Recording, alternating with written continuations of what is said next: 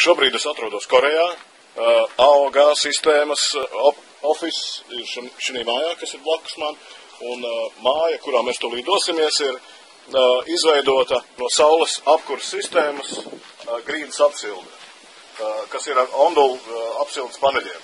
Tātad mēs dosimies tagad iekšā mājā un paskatīsimies. Šeit uz jumta bija saules kolektori. Un visa šī māja ir izveidota no ondulu sistēmas paneļiem, un šie paneļi atrodas šeit pat zem grīdas. To mēs tūlīt tās paskatīsimies. Lūk, ir šie paneļi. Visa grīda ir noklāta ar šādiem paneļiem, kas tiek apsildīti tikai no saules kolektoru sistēmas. Dosimies iekšā tālāk, šeit istabā. Visa, kā es teicu, visa šī telpa ir izveidota apsildes paneļiem. Šiem paneļiem virsū tiek klāts lamināts, tiek klāts flīzes. Šeit viss ir ļoti, ļoti silts un mājā ir ļoti ērti.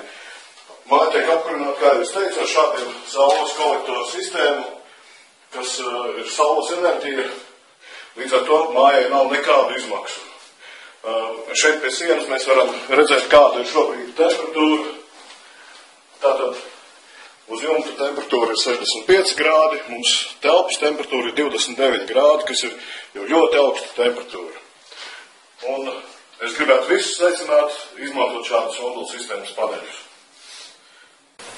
Un šāds izskatās saules apkuras sistēmas panelis, kas ir paklāts šeit pat grīdā mums. Šādi paneļi tiek savstarpēji savienoti ar speciālu savienošanas mehānismu, un šādā veidā tiek arī izklāta visa grīda šādiem ondulu sistēmas paneļiem, kas ir apsildes sistēma visiem apakšā. Un šeit arī mēs redzam, kā šis panelis ir uzklāts ar grīdas apakšā.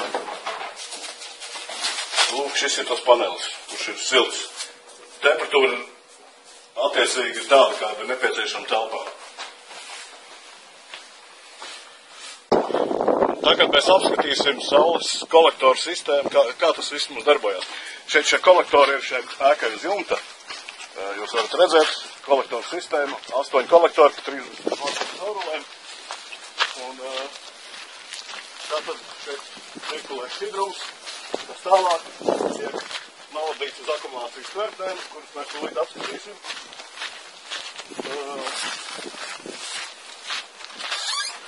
Tātad šeit ir nāk šķidrums, viņš cirkulē sūknis viņa dzenā.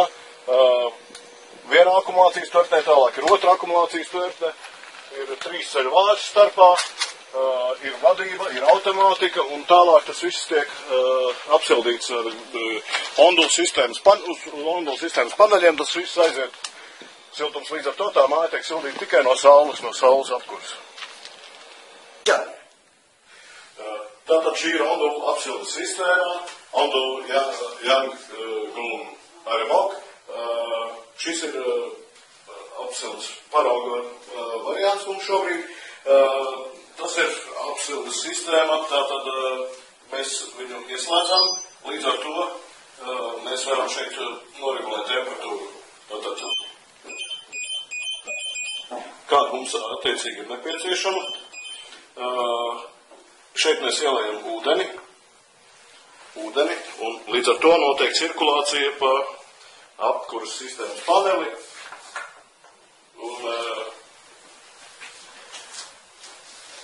Un šis panelis ir šāda konstrukcija. Tātad ūdens cirkulē pa paneli, šie 4 paneļi, kas ir savienoti savstarpēji kopā, līdz ar to ir, ļoti silti grīdi. Un šāda apkuras sistēma ir nepieciešama visās Latvijas mājās. Tas ir ļoti ērti un izdevīgi.